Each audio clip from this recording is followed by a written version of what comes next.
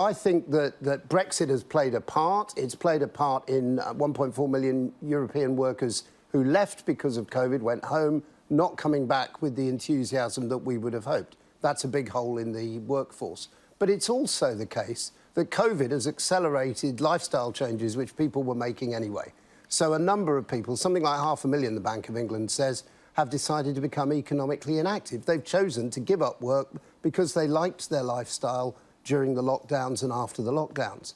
And then you've got a change in the character of foreign students in the UK who, before the 2016 vote, were predominantly European and EU citizens who chose to work their way through college and often in hospitality or other jobs associated with the food supply chain.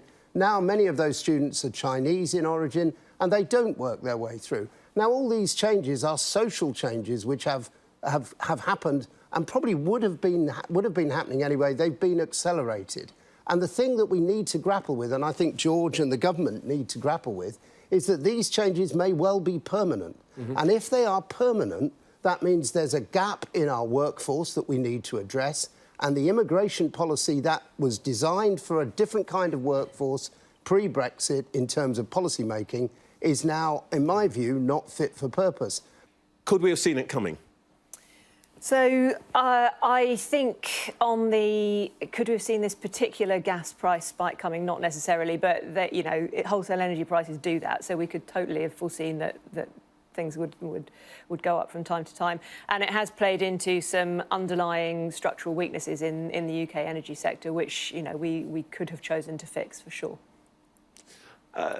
Dale, Vince, do you think that we could have seen particularly the gas spike coming? I think we could. I think we've seen it before. I think the factors for me in the energy market, it's neither Brexit nor COVID.